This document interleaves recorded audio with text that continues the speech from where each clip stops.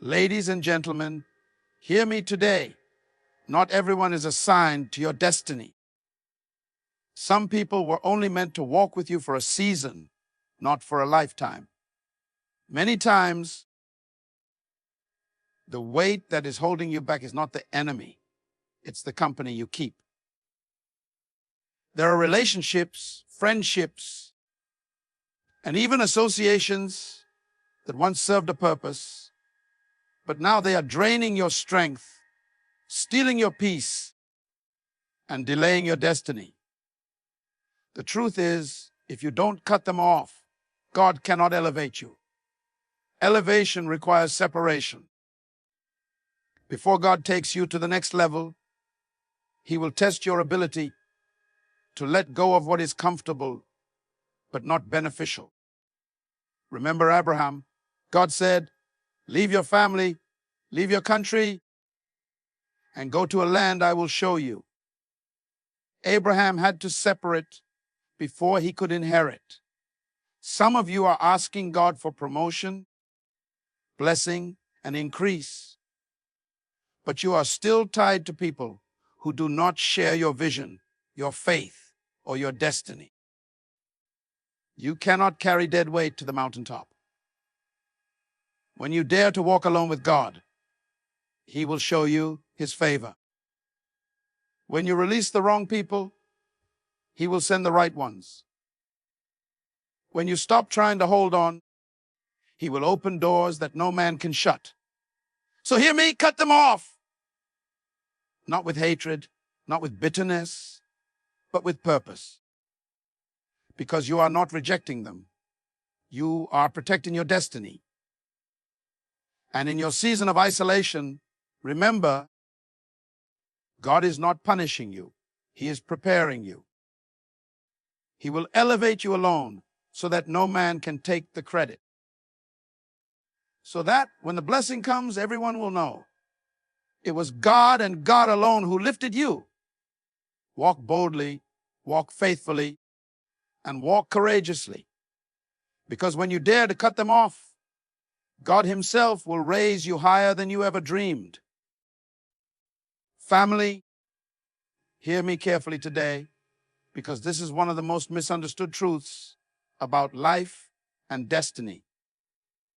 The reality is this: not everyone you meet, not everyone you walk with, and not everyone who starts with you is assigned to finish with you.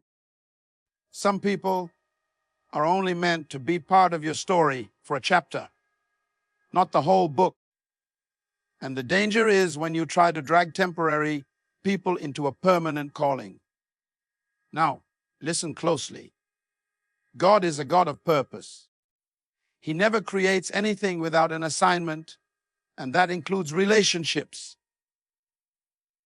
Every person in your life has a role to play. Some are there to encourage. Some are there to challenge. Some are there to teach you lessons. And some are even there to test you. But not everyone is meant to walk with you all the way to your destiny. The mistake many of us make is confusing attachment with assignment. Just because someone is close to you doesn't mean they are called to be part of your future. Some people are simply familiar. They've been around since childhood. They know your background. They've shared moments with you. But that does not automatically mean they are destined to go where God is taking you. You have to discern the difference between who is called to you and who is simply comfortable around you. Think about Jesus for a moment. He had multitudes who followed Him. He had 70 disciples He sent out. He had 12 who walked with Him closely. And out of that 12, He had 3, Peter, James, and John, that He brought into His most intimate moments. And even among those 3, there was one, John, called the beloved disciple, who leaned on His chest. That shows you something powerful. Not everyone has the same access to your destiny. Access must be based on assignment. Some of you are frustrated right now because you're trying to carry everybody with you. You want everyone to approve of your vision, to understand your calling, to support your next step. But let me tell you the truth. You don't need everyone. You only need the ones assigned by God. Stop waiting for everybody to clap for you. Stop expecting everyone to believe in your dream. Not everyone can see what God has shown you. Look at Abraham. When God called him, the instruction was very clear.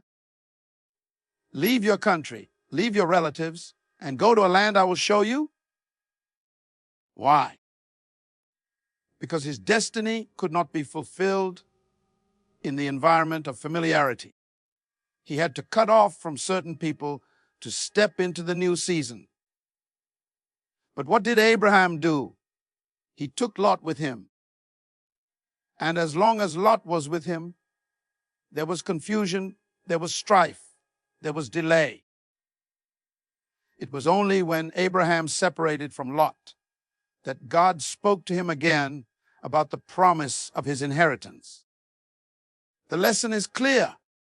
Not everyone is meant to go with you. Carrying the wrong people can cost you clarity. Let me give you another perspective.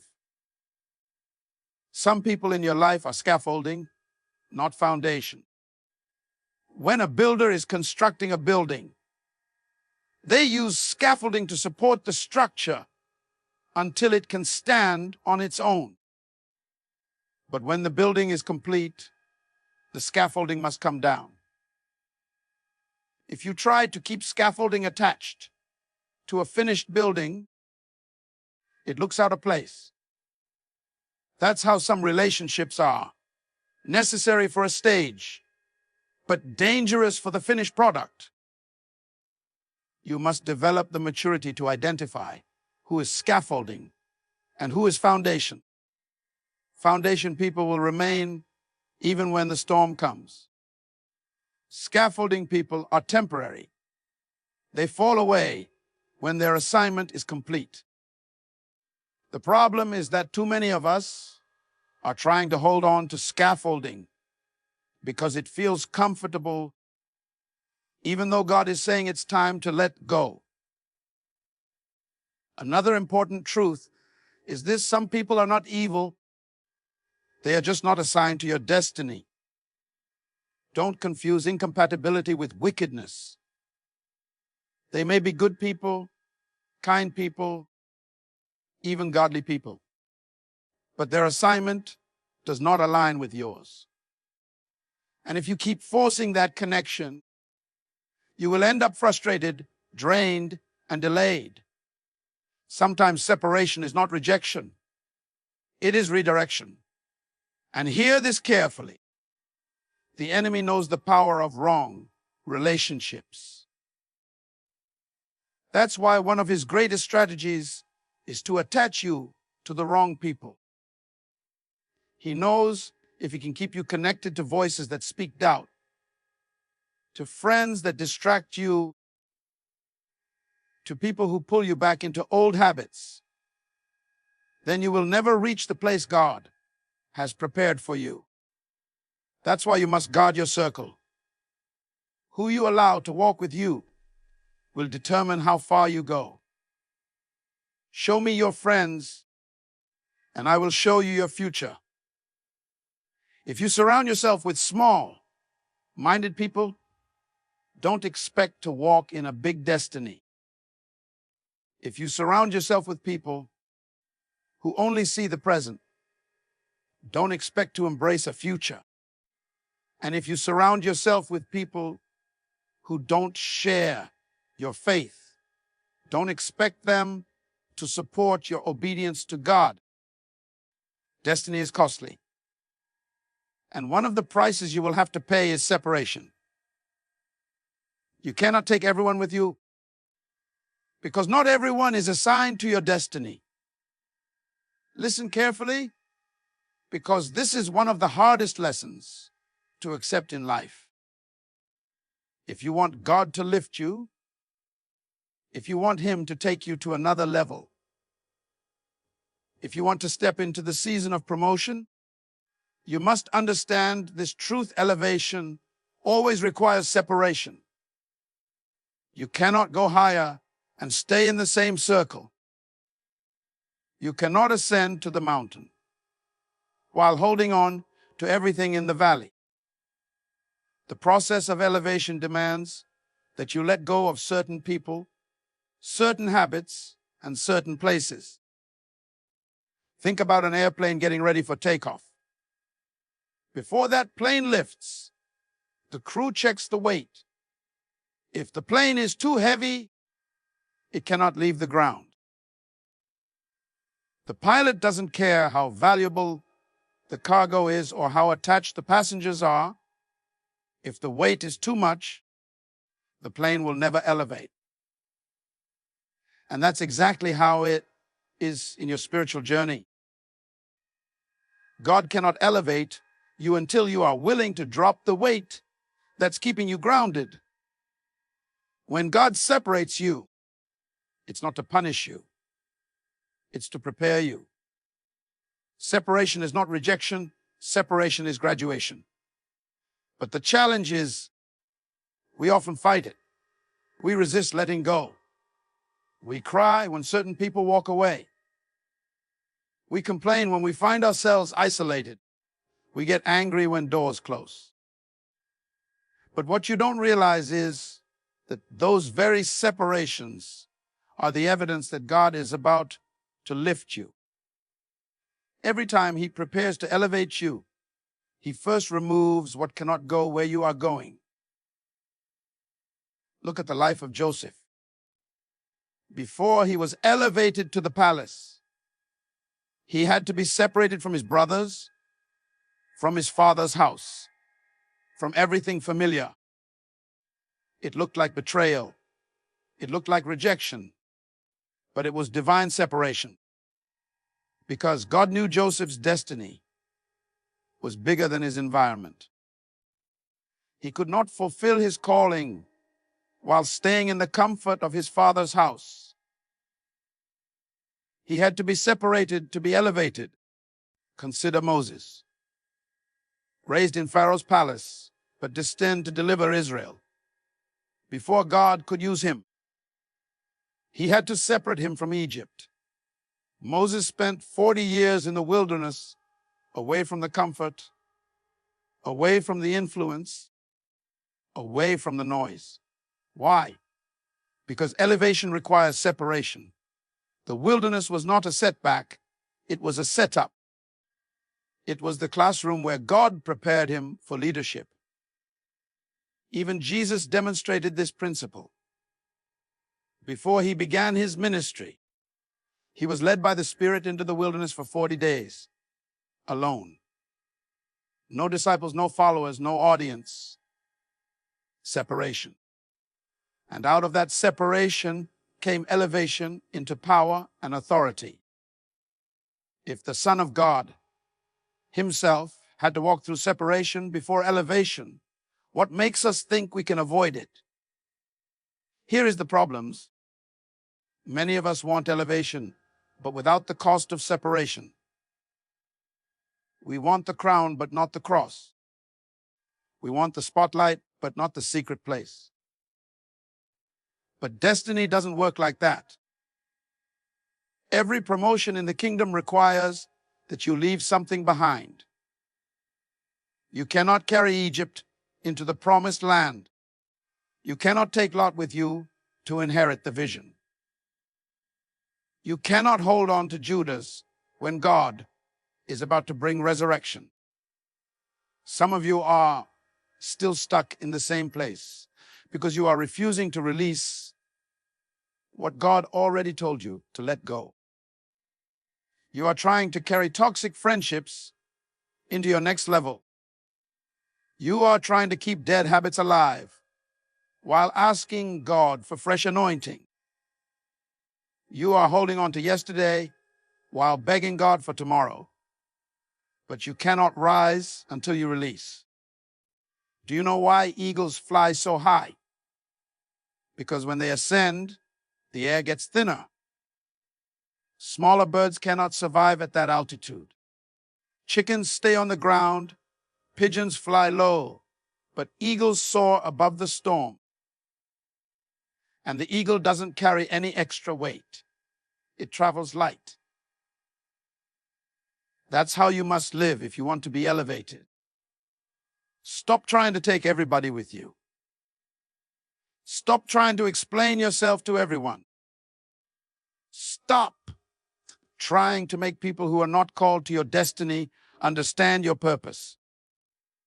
Separation is the process God uses to refine you, to strip away what is unnecessary, to test your obedience, to see if you value His presence more than people's approval. And let me tell you, every great man and woman God ever used had to walk this path. David was separated in the field with sheep before he was anointed king. Esther was separated in the palace before she was positioned to save her people. Paul was separated in the desert of Arabia before he wrote letters that would shape the New Testament. Separation may feel lonely, but it is never empty. God fills the space of separation with revelation. When you are cut off from people, you begin to hear His voice more clearly. When the crowd leaves, His presence becomes stronger. And it is in that place of aloneness that He equips you for elevation. So if you are in a season where people are leaving, where friends don't understand you, where doors seem to be closing, don't panic. It may not be the devil at work. It may be God separating you, because He knows that elevation requires separation. Hear me carefully, because this truth could save years of your life. Dead weight delays destiny. When God gives you a vision, when He gives you a dream, when He sets a calling over your life, it is like planting a seed in your heart. That seed is meant to grow, to flourish, and to produce fruit. But if you are carrying unnecessary weight, if you are dragging people and things God never told you to hold on to, that seed will struggle to reach its full potential. Let me explain what I mean. Imagine a runner in a race. His goal is the finish line. He has trained, he has prepared, and he has the energy to run. But instead of running light, he decides to strap 100 pounds of bricks on his back. No matter how talented he is, no matter how passionate he is, that weight will slow him down. And if he doesn't drop it, he may never finish the race at all. That is exactly what happens when you carry people, habits, or mindsets that God never assigned to your journey. They become dead weight that delays your destiny. Some of you are wondering why you are not progressing. You're asking why doors are not opening, why opportunities are slipping away, why the same cycles keep repeating. Could it be that the problem is not your ability, not your calling, but the weight you refuse to release? Dead weight will keep you circling in the same place when God is calling you forward. Think about Jonah. God told him to go to Nineveh, but he ran the other way and boarded a ship. The storm came, and everyone on that ship was in danger, not because of their own actions, but because they were carrying someone who was out of order with God. Jonah became dead weight on that ship. The moment they threw him overboard, the storm stopped. What's the lesson? Sometimes the storm in your life is not because of the devil, it's because of the company you're keeping. Some people are spiritual dead weight, and until you release them, you will not have peace. Look also at the children of Israel. They were delivered from Egypt, but they carried Egypt in their hearts. They carried murmuring, complaining, fear, and rebellion. That dead weight delayed their destiny. A journey that should have taken 11 days took 40 years because they refused to release the weight of their old mentality. God had to wait until an entire generation died off before he could bring his people into the promised land. Some of you are still in the wilderness, not because God has forgotten you, but because you're carrying the weight of an old season and it's delaying your progress. Dead weight doesn't always look dangerous at first. Sometimes it looks like friendship, it looks like loyalty, it looks like comfort. You say, I've known this person for years. We grew up together. I can't let them go. But if that person doesn't share your faith, doesn't encourage your purpose, doesn't push you toward obedience, then they are slowing you down. You say, but this habit helps me relax. It's harmless. But if that habit keeps draining your time, dulling your spirit, weakening your discipline, then it's dead weight. And if you don't deal with it, it will delay your destiny. Consider the story of Samson. God gave him extraordinary strength. He was destined to be a deliverer for Israel.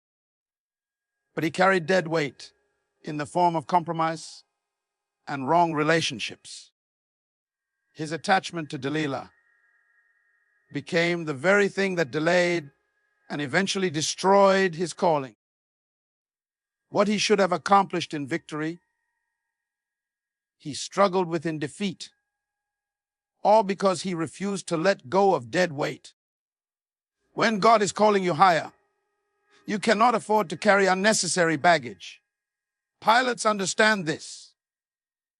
Before every flight, they calculate the weight. If the plane is overloaded, they start removing bags. They don't care how valuable those bags are to the passengers because they know one simple truth. If the plane is too heavy, it cannot take off. In the same way, if your life is too weighed down with distractions, with the wrong people, with ungodly attachments, you will never elevate to where God is taking you. And let me tell you something else. Dead weight is not always external. Sometimes the heaviest weight you carry is internal. Fear is dead weight. Doubt is dead weight. Guilt is dead weight. Regret is dead weight. The enemy loves to use your past to weigh you down because he knows as long as you're stuck in yesterday, you will never step into tomorrow.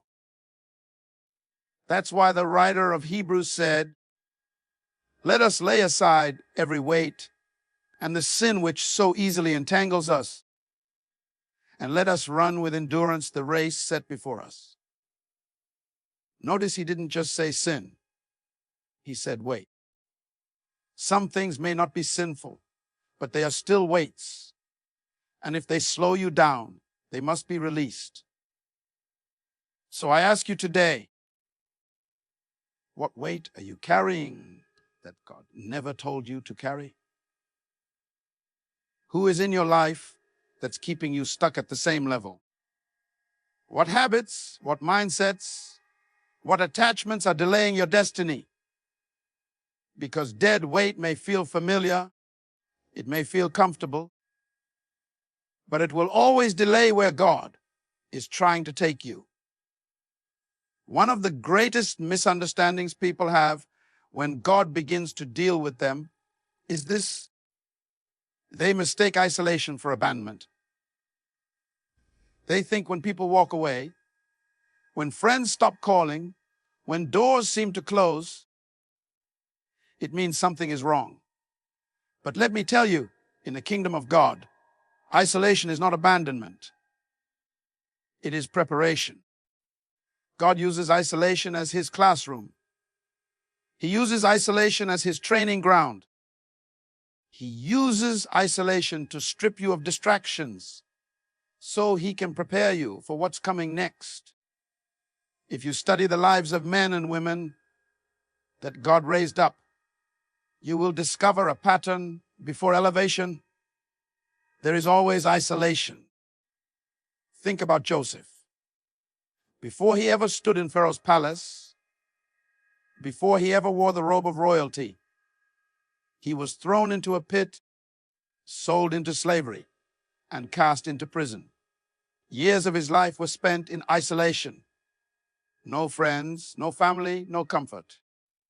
But it was in those lonely places that God was shaping his character, sharpening his wisdom, and preparing him for influence. If Joseph had skipped the isolation, he would never have had the preparation to manage a nation. Consider Moses. He grew up in the palace of Egypt, surrounded by luxury and power. But when God chose him to deliver his people, he sent him into the wilderness for 40 years. 40 years of isolation. 40 years of silence. 40 years where it seemed like nothing was happening. But in reality, everything was happening. In isolation, God was transforming a runaway fugitive into a leader who could stand before Pharaoh. The wilderness was his preparation ground. And think about David. Anointed as king when he was just a boy, yet instead of sitting on a throne, he was sent back to the field to tend sheep. He was alone in the pasture, singing songs to God, writing psalms, and learning to fight lions and bears. That was isolation. Nobody was applauding him. Nobody saw what he was doing, but God was watching. God was preparing him. Because the skills he developed in isolation were the very skills that gave him victory over Goliath. And the worship he cultivated in isolation was the very worship that made him a man after God's own heart. Even Jesus, the Son of God, went through seasons of isolation. Before he began his ministry, he was led by the Spirit into the wilderness, alone. 40 days of fasting, 40 days of prayer, 40 days of silence. No crowd, no disciples, no miracles. Just him and his Father. That was preparation. And when he came out of that season of isolation, he returned in the power of the Spirit. You see, isolation is not punishment. It is positioning. God pulls you away from the crowd because he wants to speak to you without interruption. He removes the noise so that his voice becomes clear. He hides you so he can heal you. He separates you so he can strengthen you. And he takes you out of sight so that when he finally reveals you, no man can deny that it was his hand upon your life. But here's the problem: most people resist isolation. The moment they feel lonely, they panic. The moment friends stop calling, they chase after them. The moment doors close, they try to force them open. But what if the silence is part of the plan? What if the loneliness is God's strategy to prepare you for greatness? What if the rejection you're experiencing is actually protection for your destiny? Isolation teaches you dependence on God. It teaches you how to hear His voice without leaning on the opinions of others. It teaches you to trust Him when there is no applause, no encouragement, no confirmation. And that is the foundation of destiny. Because if you cannot walk with God in private, you will never stand for Him in public. If you cannot hear His whisper in isolation, you will never discern His voice in the noise of the crowd.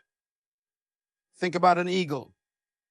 Before it soars high into the sky, it first learns to fly alone. It doesn't flock with sparrows or pigeons. It rises to a place where no other bird can go. That is the picture of isolation. God lifts you to a place where you can be alone with Him, so that when the storms come, you know how to ride the wind and not be shaken. Some of you are in that season right now. People you thought would always be there are gone. Opportunities you thought were secure have vanished. Relationships you thought were permanent have dissolved. And you're asking God, why am I alone? Why is this happening to me? The answer is this: isolation is preparation. When God isolates you, He is teaching you lessons that cannot be learned in the crowd. He is shaping you, molding you, stretching you. He is removing every false dependency so that your confidence will rest fully in Him. And when the season shifts, when the time is right, when the preparation is complete, He will bring you out of isolation, not empty, but equipped. One of the greatest tests you will ever face in life is not just the test of who to let go, but how to let them go. Because letting go is not always easy.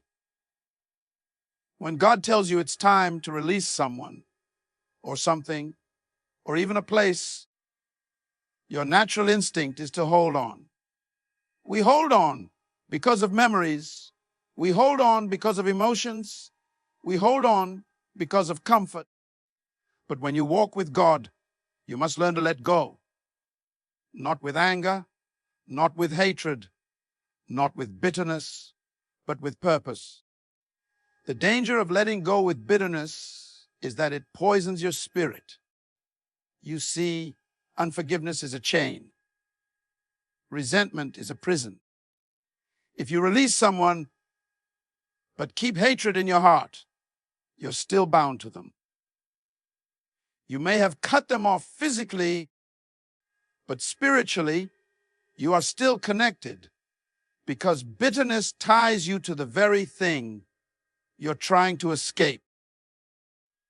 That's why God doesn't just want you to let go. He wants you to let go with purpose. Think about Abraham again. God told him to separate from Lot. Lot was not evil. He wasn't his enemy. He was his nephew, family by blood. Abraham loved him, cared for him, brought him along out of loyalty. But when strife began, Abraham didn't curse him, didn't fight him, didn't destroy him. Instead, he said, if you go to the left, I'll go to the right. If you go to the right, I'll go to the left. That is a picture of letting go with purpose, not bitterness. Abraham understood something many of us miss. If God has a promise for me, then I don't need to fight over position. I don't need to argue over land. I don't need to hold grudges. My destiny is secure in the hands of God, so I can release you in peace. Some of you are still chained because of how you let go. Yes, you walked away, but you're still angry. Yes, you ended the relationship, but you're still resentful. Yes, you left the job, but you're still bitter. And as long as that bitterness lives in your heart, it blocks the flow of God's blessing in your life. That's why Jesus said, forgive, and you will be forgiven. Not because they deserve it, but because you deserve freedom. When you let go with purpose, you understand that every exit is an entrance into something greater. God never subtracts without intending to multiply. He never closes a door without preparing a better one. But you cannot see the new if your eyes are still filled with bitterness from the old. You cannot embrace tomorrow if your heart is still chained to yesterday. Think about Joseph. Betrayed by his brothers, sold into slavery, falsely accused, thrown into prison. He had every reason to be bitter. But when God elevated him, when his brothers stood before him desperate for food, Joseph said something powerful. You meant it for evil, but God meant it for good. That is the language of someone who let go with purpose.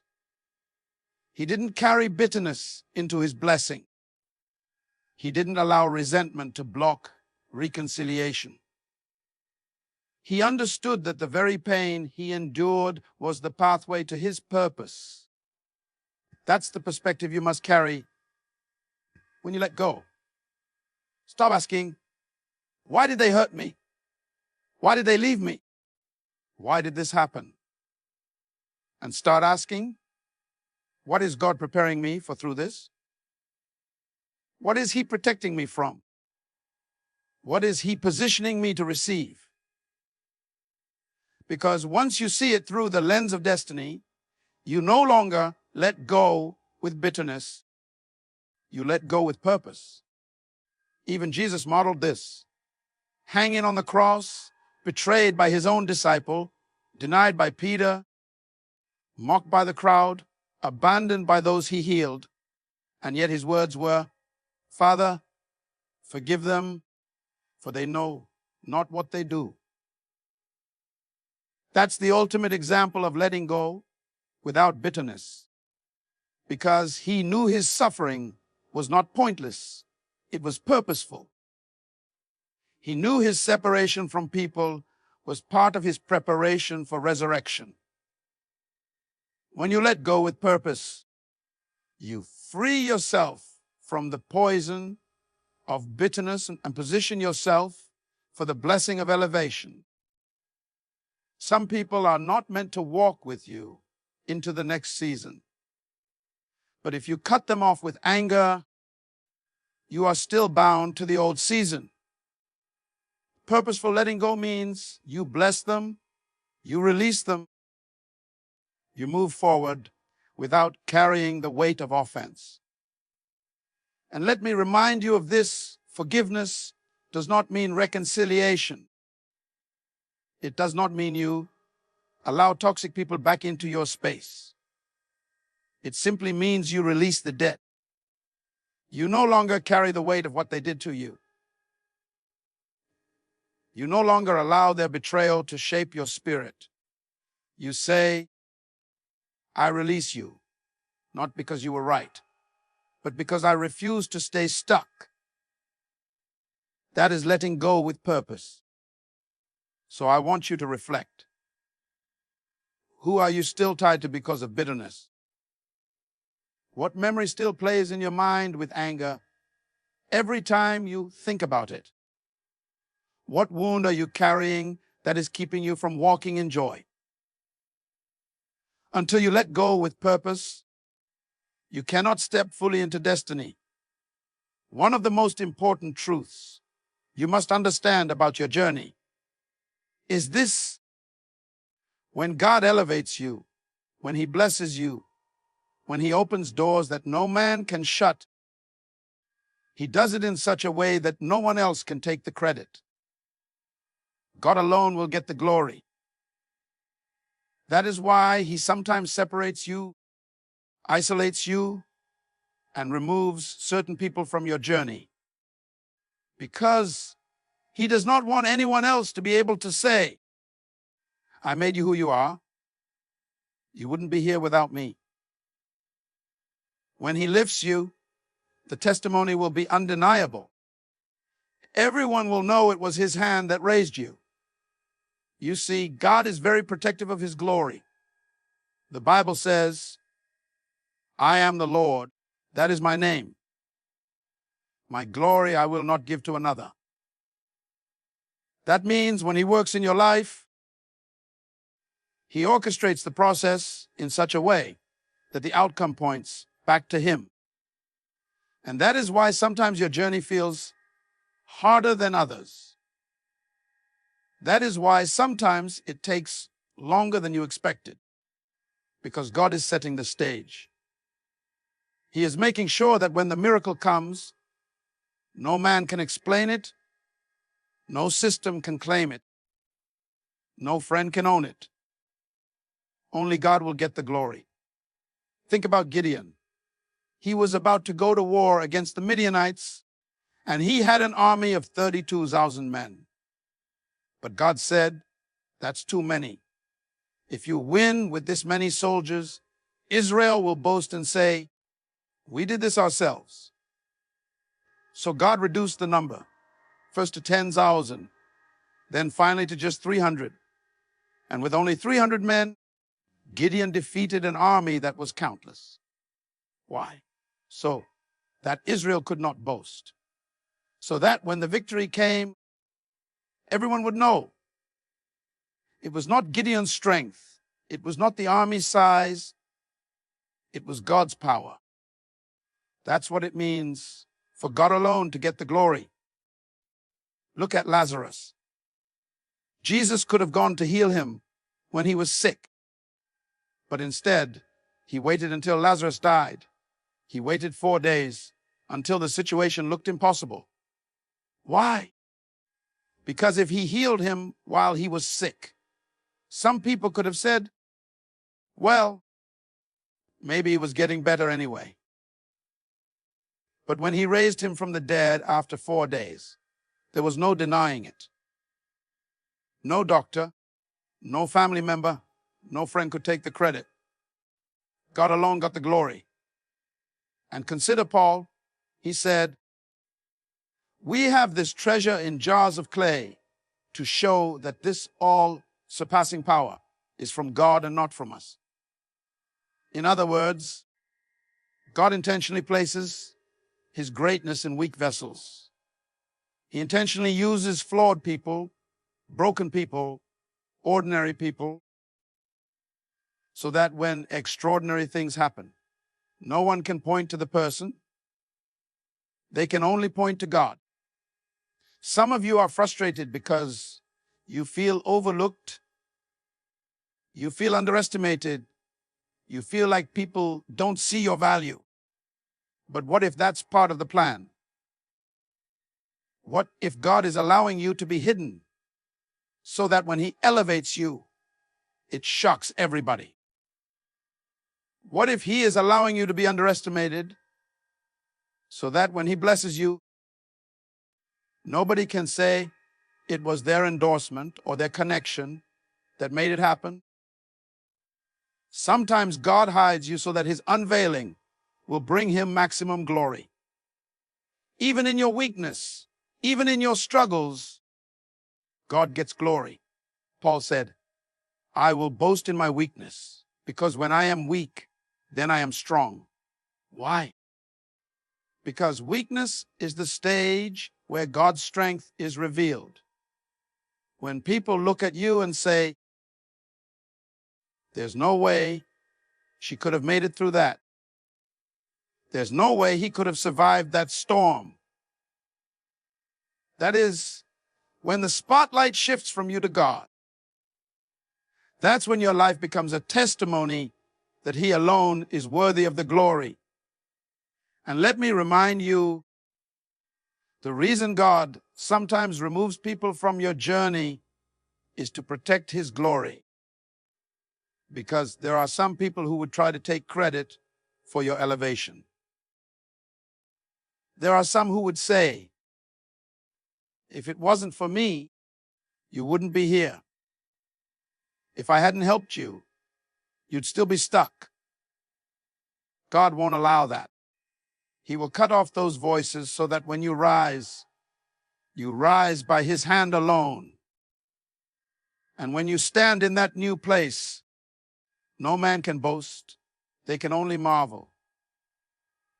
This is why your testimony will be so powerful. Because the people who saw you struggle, the people who watched you go through isolation, the people who saw you with nothing, will be the same ones who see God bless you abundantly. And when they ask, how did you get here? How did this happen? Your only answer will be, it was God. That's when He gets the glory. Even Jesus showed us this principle. Before raising Lazarus, He said, this sickness is not unto death, but for the glory of God, that the Son of God may be glorified through it. Sometimes the trial you're going through is not about punishment. It's about glory. Sometimes the reason the battle feels so heavy is because the testimony will be so great. When God finishes what He started in you, when the doors open, when the promotion comes, when the healing manifests, when the breakthrough arrives, it will be clear to everyone around you that this was not man's doing. It was not your connections. It was not your qualifications. It was not your strength. It was God and God alone. And that's why He gets the glory. So hear me today. If God is calling you to release some relationships, don't fight Him. If He is whispering to your heart, cut them off. It is not because He wants you lonely. It is because He wants you ready. Ready for the doors He is about to open. Ready for the heights He is about to take you. Ready for the destiny He has written over your life before the foundation of the world. Elevation always requires separation. Destiny always requires discipline. And sometimes the greatest act of faith is letting go. Because when you step out in obedience, God will step in with power. When you cut off what no longer serves your purpose, He will connect you to what accelerates your purpose. And when you arrive at that place, standing in the fullness of your calling, walking in the blessing, carrying the favor, you will look back and realize it wasn't their approval. It wasn't their support. It wasn't their hand that raised you. It was the hand of God. And in that moment, all the glory will go to Him because He alone is worthy. So don't be afraid of the pruning. Don't be afraid of the separation. God is not subtracting from you. He is positioning you. He is preparing you. And soon, the world will see what He has always seen in you. Cut them off and watch God elevate you alone.